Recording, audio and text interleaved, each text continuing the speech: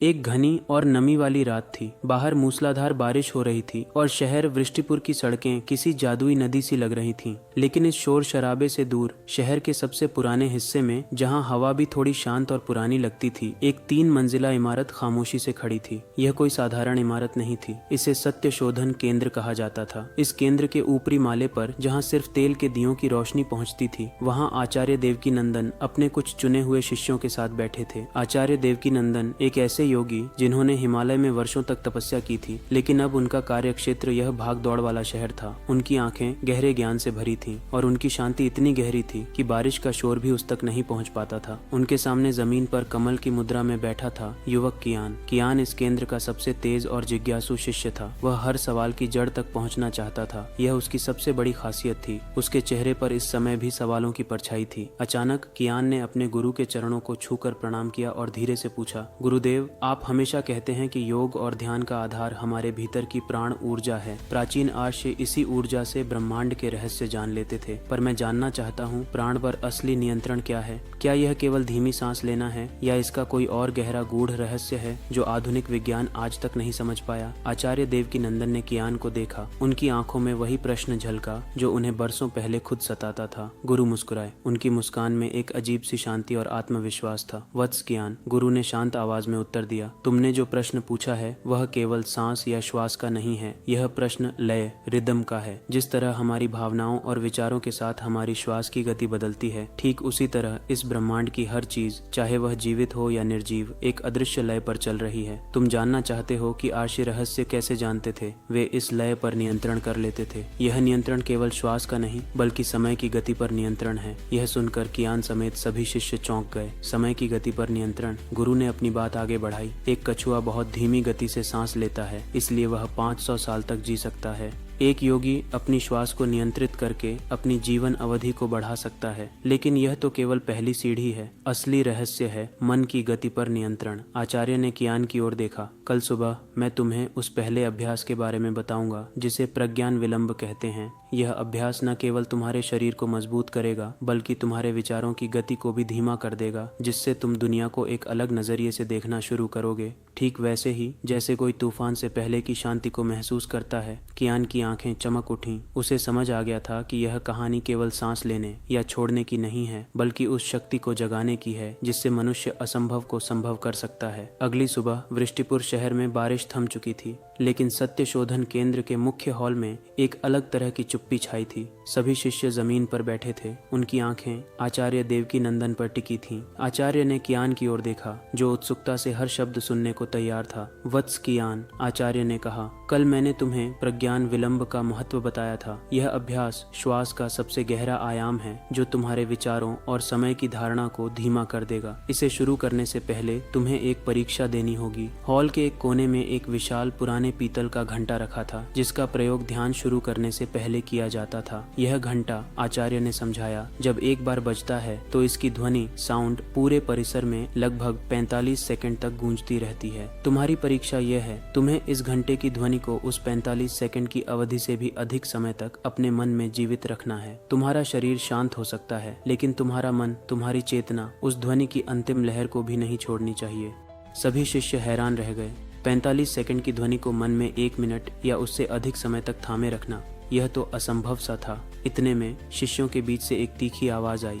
यह शिष्य रुद्रा था, एक बलशाली और घमंडी युवक जो कियान को केंद्र का सबसे योग्य शिष्य माने जाने पर हमेशा ईर्ष्या करता था। गुरुदेव, रुद्रा ने व्यंग्यात्मक ढंग से कहा, कियान पढ़ने में तेज हो सकता है, लेकिन यह अभ्यास केवल मानसिक बल का नहीं, आत्मिक शक्ति का भी है। मैंने वर्षों तक अभ्यास किया है, मुझे इसकी अनुमति क्यों नहीं मिल सकती? आचार्य देवकीनंदन ने रुद्रा को शांत दृष्टि से देखा। रुद्रा, तुम्हारा बल शारीरिक जरूर है, पर कियान की जिज्ञासा आत्मिक है। हालांकि यह परीक्षा सभी के लिए खुली है। जो भी इस ध्वनि को सबसे लंबे समय तक थाम पाएगा, वही प्रज्ञान विलंब का पहला अभ्यास करेगा। यह सुनकर रुद्रा के चेहरे पर अहंकार की मुस्कान आ गई। वह जानता था कि वह ध्यान में कियान से ज्यादा अनुभवी था। सबसे पहले रुद्रा ने प्रयास किया। उसने जोर से घंटा बजाया। हॉल में गहरी गूंजती हुई ध्वनि भर गई। गई। रुद्रा ने आंखें बंद कर ली। उसका माथा सिकुड़ गया। 45 सेकंड पूरे हुए। ध्वनि समाप्त हो गई, लेकिन रुद्रा जोर लगाकर उसे मन में थामने की कोशिश करता रहा। 55 सेकंड पर वह अचानक हाँफने लगा और आंखें खोल दी। रुद्रा, आचार्य ने धीरे से कहा, तुमने अच्छा किया, पर तुमने ध्वनि को थामने की कोशिश की, उसे अनुभवने की नहीं। 55 सेकंड। अब बारी थी कियान की। कियान ने रुद्रा की असफलता से सबक लिया।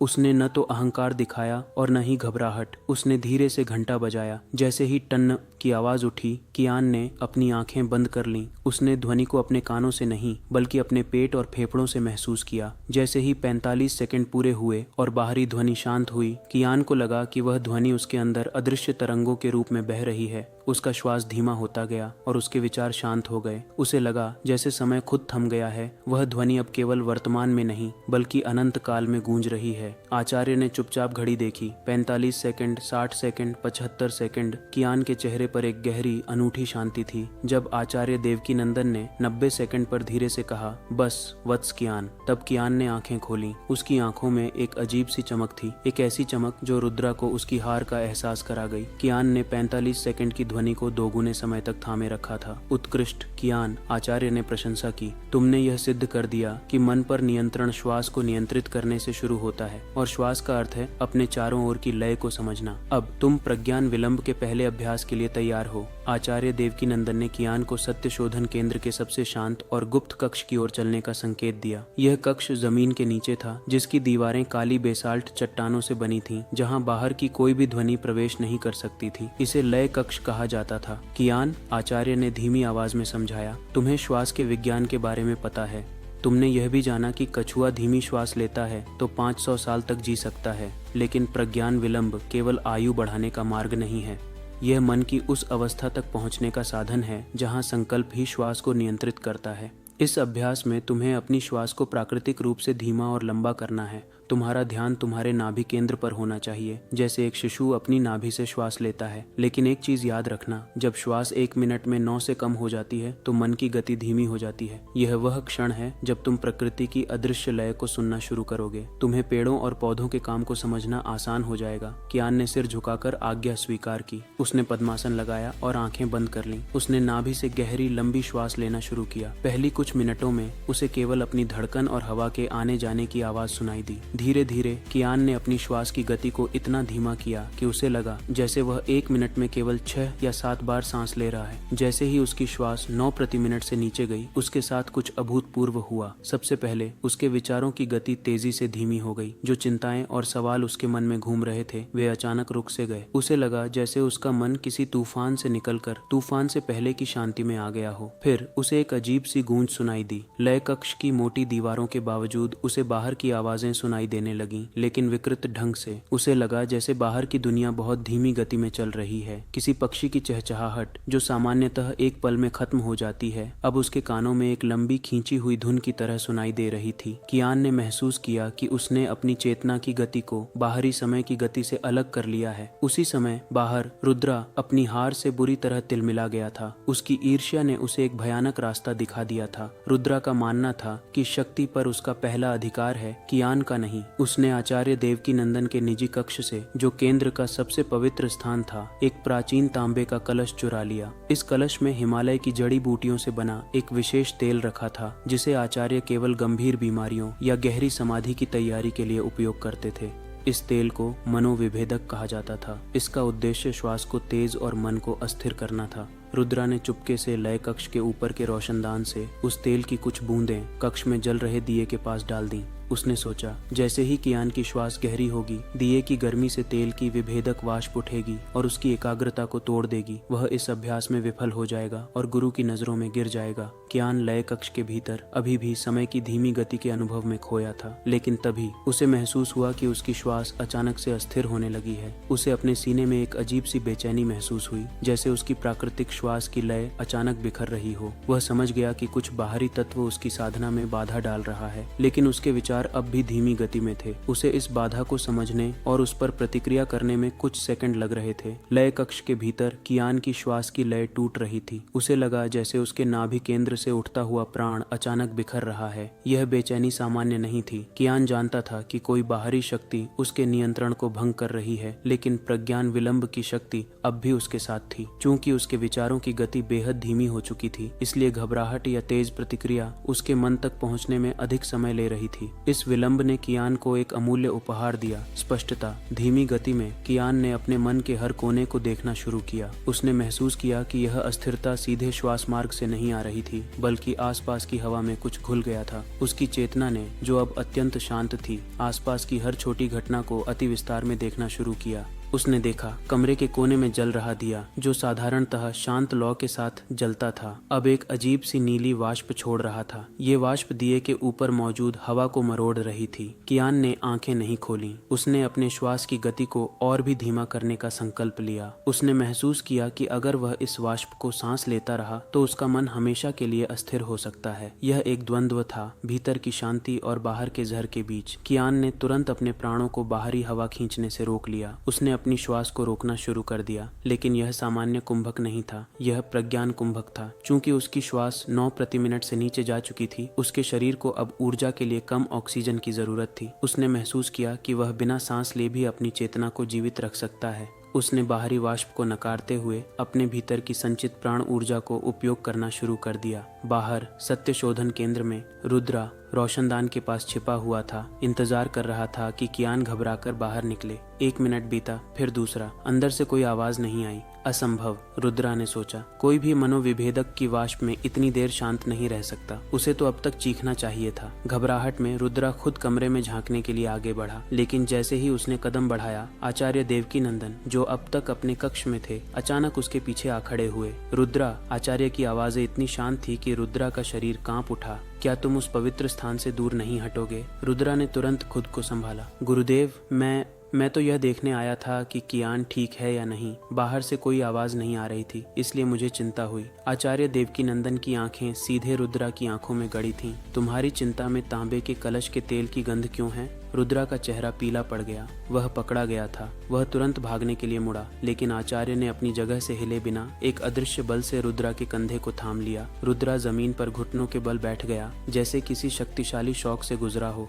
लय कक्ष के भीतर कियान प्रज्ञान कुंभक में था। उसने लगभग 3 मिनट तक अपनी श्वास को थामे रखा था। इस दौरान वाष्प का प्रभाव कम हो गया था और उसकी चेतना पूरी तरह से शांत हो गई थी। जब उसने धीरे से श्वास छोड़ी तो उसे लगा जैसे उसके फेफड़े अब पहले से कहीं ज्यादा विशाल हो गए हैं। उसकी इंद्रियां अत्यधिक तीव्र हो गईं। उसने आंखें खोलीं और कमरे को देखा। उसे महसूस हुआ कि कमरे की बेसाल्ट की दीवारें केवल पत्थर नहीं हैं, वे स्पंदन कर रही थीं। उसने सुना, नहीं, महसूस किया कि दीवार के पीछे एक चींटी चल रही है, और उसने पहली बार समझा कि रुद्रा ने क्या किया था। उसे लगा जैसे उसने रुद्रा के मन के द्वेष को हवा में तैरते हुए देखा था। लेकिन इससे भी बड़ी बात यह हुई कि इस द्वंद्व के दौरान कियान को एक नया ज्ञान मिला। उसने महसूस किया कि जब प्राण शरीर के भीतर पूर्ण रूप से शांत होता है, तब इच्छा की शक्ति असीम हो जाती है। कियान ने मन ही मन संकल्प किया, यह वाष्प अब कमरे से बाहर चली जाए। और जैसे ही उसने संकल्प किया, एक अदृश्य शक्तिशाली श्वास तरंग कक्ष के दरवाजे और रोशनदान से तेजी से बाहर निकल गई। जहरीली वाष्प को अपने साथ बहा ले गई। कियान ने प्रज्ञान विलंब की पहली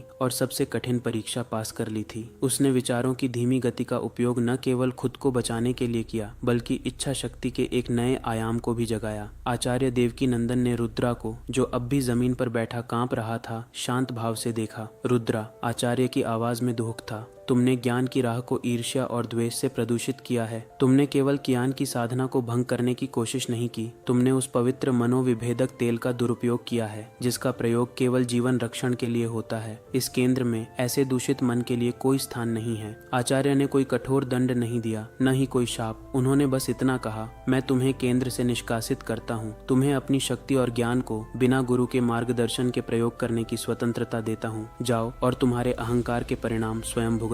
रुद्रा के चेहरे पर अपमान और प्रतिशोध का भाव था। उसने बिना कोई शब्द कहे आचार्य को घूर कर देखा और वहां से उठकर सीधा वृष्टिपुर शहर की घनी गलियों की ओर भाग गया। उसने जाते जाते मन में संकल्प लिया, कियान और आचार्य, तुम दोनों ने मुझे अपमानित किया है। मैं अपनी शक्ति से तुम दोनों को गलत साबित करूंगा। मैं इस ज्ञान का उपयोग करके वह सब हासिल करूंगा जो तुम मुझे नहीं देना चाहते। कुछ देर बाद लय कक्ष में आचार्य ने कियान को शांत पाया। वत्स कियान, आचार्य ने कहा, तुमने खुद को बाहरी जहर से बचाया, लेकिन क्या तुम समझते हो कि तुमने इस प्रक्रिया में क्या हासिल किया? कियान ने सिर उठाया। उसकी आंखें पहले से ज्यादा गहरी थीं। गुरुदेव, जब मेरी श्वास रुकी तो मेरे विचारों की गति अत्यंत धीमी हो गई। उस विलंब में मैंने जाना कि मेरा संकल्प मेरी श्वास की लय को केवल नियंत्रित ही नहीं बल्कि आदेशित भी कर सकता है। मैंने अपनी इच्छा शक्ति से वाष्प को बाहर धकेल दिया। आचार्य ने गर्व से सिर हिलाया। यही प्रज्ञान विलंब का सार है। रुद्रा ने तुम्हें चुनौती दी और तुमने उस चुनौती से एक नई शक्ति अर्जित कर ली। अब इस शक्ति का उपयोग केवल खुद के लिए नहीं बल्कि इस वृष्टिपुर शहर के लिए भी करना होगा। शहर के लिए? कियान ने पूछा। हाँ, आचार्य ने गंभीर होते हुए कहा। तुम्हारी यह नई क्षमता, चीजों की धीमी गति को महसूस करना, तुम्हें वह सब देखने की अनुमति देगी जो सामान्य मानव आंखें नहीं देख सकती। वृष्टिपुर एक पुराना शहर है कियान। इसकी नींव के नीचे एक प्राचीन और गुप्त शक्ति केंद्र दबा हुआ है। पिछले कुछ हफ्तों से मुझे महसूस हो रहा है कि कोई अज्ञात शक्ति उस केंद्र को अस्थिर करने की कोशिश कर रही है। यह शक्ति केवल उस ऊर्जा केंद्र को नुकसान नहीं पहुंचाएगी बल्कि यह शहर के सामूहिक मन की लय को भी बिगाड़ देगी, जिससे यहाँ हिंसा और अराजकता फैलेगी। आचार्य ने एक पुराना नक्शा कियान को सौंपा। यह नक्शा सत्य शोधन केंद्र के नीचे बनी गुप्त सुरंगों और भूमिगत रास्तों को दर्शाता था। रुद्रा का पलायन, कियान की नई शक्ति का उदय, ये सब केवल शुरुआत है। मुझे लगता है कि रुद्रा बिना गुरु के मार्गदर्शन के अब आसानी से बहक जाएगा और उस अज्ञात संस्था के हाथ का मोहरा बन सकता है जो इस प्राचीन शक्ति केंद्र को खोजना चाहती है। तुम्हें अपनी धीमी चेतना का उपयोग करना होगा। तुम्हें उस अस्थिर लय को खोजना होगा जो शहर के नीचे से आ रही है। तुम्हें उस स्रोत का पता लगाना होगा इससे पहले कि वह अज्ञात संस्था रुद्रा का उपयोग करके शहर को विनाश की ओर ले जाए। कियान ने नक्शा अपने हाथ में लिया। उसकी आंखों में अब केवल जिज्ञासा नहीं थी बल्कि एक गहरा संकल्प था। उसे समझ आ गया था कि उसकी साधना की अगली सीढ़ी अब शहर की रक्षा है और रुद्रा उसका पहला विरोधी होगा। सत्य शोधन केंद्र के नीचे एक प्राचीन पत्थरों से ढका गुप्त प्रवेश द्वार था। कियान ने आचार्य का दिया हुआ नक्शा लिया और शांत मन से अंधेरी सुरंग में प्रवेश किया। ये सुरंगें वृष्टिपुर की नींव थीं, पुरानी और नम, जहां हवा धीमी गति से चलती थी और हर कोने में सहस्राब्दियों का रहस्य छिपा था। कियान ने टॉर्च नहीं जलाई। उसे अपनी नई धीमी चेतना पर भरोसा था। उसने तुरंत प्रज्ञान विलंब मुद्रा में प्रवेश किया। श्वास धीमी हुई और कियान के आसपास का समय फिर से धीमा हो गया। इस धीमी अवस्था में उसे पत्थरों पर जमी धूल भी हिलती हुई महसूस हुई और हवा में मौजूद सूक्ष्म कणों की गति भी साफ दिखाई दी। जब उसने अपनी श्रवण इंद्रिय पर ध्यान केंद्रित किया तो उसे एक अजीब विरूपित लय महसूस हुई, ठीक वैसी ही जिसकी चेतावनी आचार्य ने दी थी।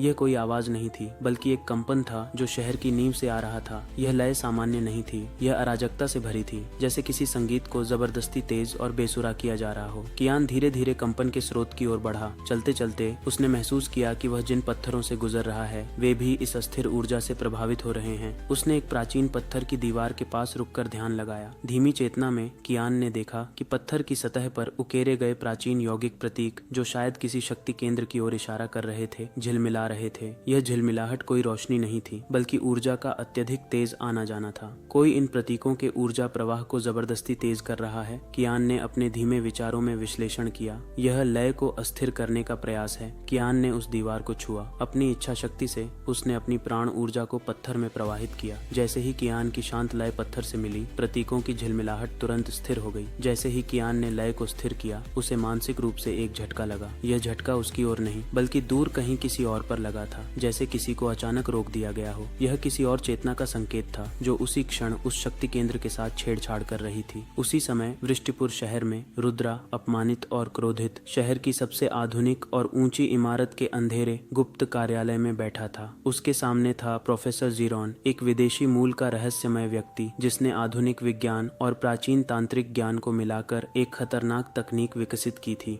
प्रोफेसर जीरोन की संस्था, जिसे टेम्पोरल एसेंडेंसी कहा जाता था, का लक्ष्य था समय की लय पर पूर्ण नियंत्रण पाना, और वे जानते थे कि वृष्टिपुर के नीचे स्थित प्राचीन शक्ति केंद्र इसका कुंजी है। आचार्य ने तुम्हें निकाल दिया, जीरोन ने रुद्रा को देखकर कहा। उसकी आवाज में धातुई कठोरता थी, लेकिन तुम्हारी ईर्ष्या और शक्ति की भूख हमारे काम की है। रुद्रा ने मेज पर रखा तांबे का कलश दिखाया जिससे उसने कियान को झड़ देने की कोशिश की थी। तुम प्रज्ञान विलंब की शक्ति चाहते हो, मैं तुम्हें वह शक्ति दूंगा और आचार्य को भी दिखाऊंगा कि सच्चा ज्ञान क्या है।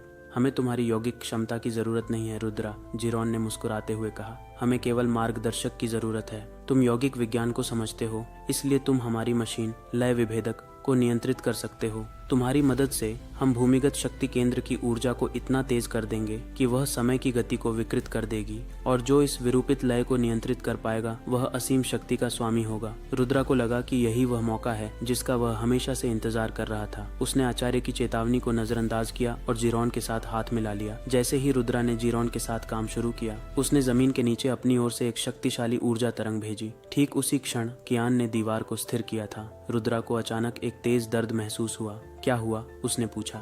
जीरोन ने अपने यंत्रों को देखते हुए कहा, नीचे कोई है, कोई स्थिर चेतना है जो हमारी लय को ठीक कर रही है। यह जरूर वही शिष्य है, कियान। रुद्रा की आंखें प्रतिशोध से जल उठी। अब लड़ाई केवल ज्ञान की नहीं बल्कि सत्ता की थी।